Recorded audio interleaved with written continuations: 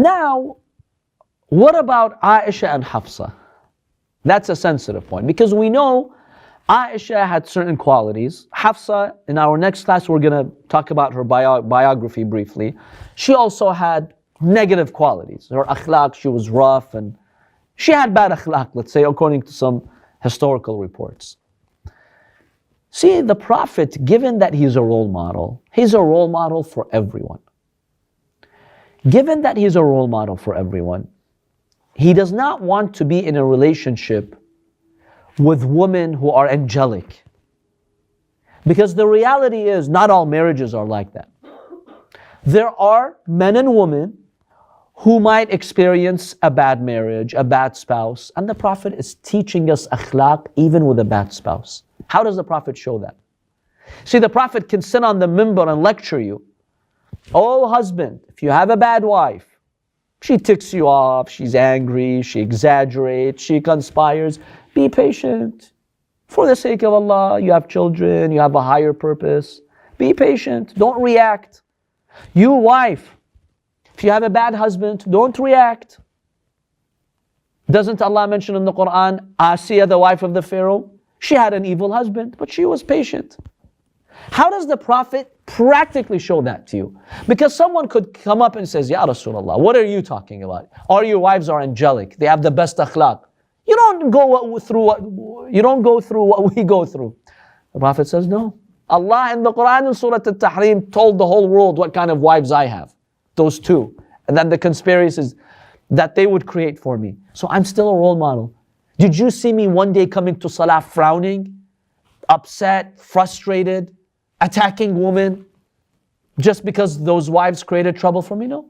Every time the Prophet enters his home, exits his home, comes to the mosque, leaves the mosque with a smile. Patient, has the best akhlaq. He's a role model for them. So the Prophet wanted to have a few wives who may not have had the best character. For what purpose? To be a role model for others. And that in itself is significant. Number two, this is an element maybe other Muslims might not accept, but we believe in. Allah subhanahu wa ta'ala wants to try this ummah. We'll talk about that more when we talk about Hafsa. How? There's a hadith from the Imam alayhi salam. He says, one reason why Allah married those two, one reason why Allah allowed the Prophet to marry those two is because Allah wanted to see, does the ummah obey him or them? Imam Ali said this at Jamal. He said to one of his companions, you know why the Prophet married her? Because Allah wanted to test these Muslims. Do they follow him or her? Think about that. There's a lot of failed tests. A lot of people failed it. Look, people historically fail. With the people with Prophet Musa, how many passed the test, really? Prophet Nuh, how many passed the test? That's the sunnah of this life. A lot of people failed the test. People disobeyed Allah and the Prophet and they obeyed her. And Imam Ali says, Allah wanted to test the ummah. Are they going to obey him and the Prophet or them? A lot of people chose to obey them. So the reason why the Prophet entered some of those marriages was a test. It was a great test. Allah wanted to test this ummah. In hiya illa fitnatuk. It's a fitna of Allah. So Umar and Abu Bakr, given the role that they had and how Allah wanted to test the ummah, Allah wanted the Prophet to marry their daughters in order to test Muslims later. Because a lot of Muslims, these are the sons, the Prophet is their son-in-law, and so yes, they are qualified to be caliphs, and Ayesha is the daughter of the caliph and the wife of the Prophet. See, a lot of people did not use their intellect to see right from wrong because this superficial setup fooled them.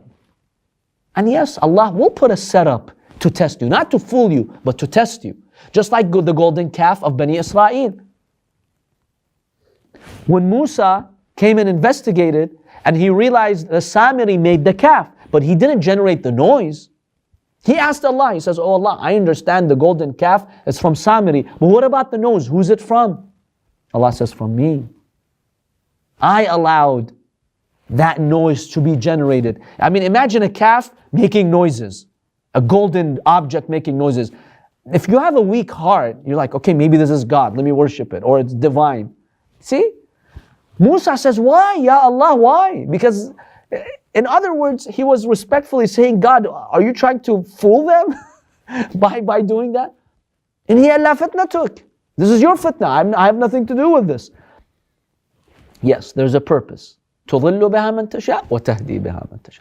Allah in the hadith says, when I saw their hearts still clinging to dunya and desire, I wanted to test them. So I allowed the Samiri to make that calf, and I allowed that noise to be generated because he took some dust from beneath the horse of Jibra'il, and that gave it some supernatural effect. Allah says, I tested them. And sometimes Allah put these elements as a test. So yes, maybe those two didn't have the best akhlaq. They didn't. Look at their history. Of course, they try to justify for them. You know, the Prophet is sitting with guests, and basically she takes that bowl of food and she slams it and breaks it on the floor. Ayesha did that. And the Prophet has guests. Which decent woman does that? Like, yeah, you know, out of excessive love and jealousy for the Prophet, she was so jealous that she loved the Prophet, she acted that way. In any case, they have ways of justifying it. So yes, they didn't have proper akhlaq, but the reason why the Prophet married them was for these other reasons. To diffuse tension between Umar and Abu Bakr. Because remember, they came from tribes, and that was one way to unite the tribes. Number two, the element of test. Number three, the element of a role model. Men, those of you who have wives with bad akhlaq, learn from me how to control your reaction. So with those two, there's a reason why he still married them, even knowing that they have different akhlaq. There was another purpose being served. But outside of these two, yes, the Prophet would choose, you know, women who were otherwise decent. Salama was decent, Maymuna was decent, Zainab was decent, Maria was decent. They had excellent qualities. Yes. I'm not sure if this is true, but this is usually reported that the wife of Nabi Musa alayhi salam, after he died, she similarly, like Ayesha did at Jannah. Yes, we do have a hadith that the successor of Prophet Musa alayhi salam, he was Yusha ibn Nun. And Safura, as one hadith calls the wife of Prophet Musa, she mobilized the army against the successor of Prophet Musa, who was Yusha ibn Nun. And the Imam comments exactly what this woman did in this ummah.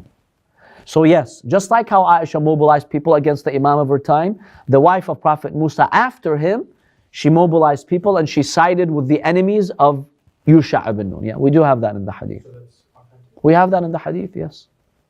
That was Imam Ali who said that? No, this hadith I think is from Imam Sadiq alayhi salam. Maybe we also have from Imam Ali, I'm not sure, but the one I remember is from Imam Sadiq.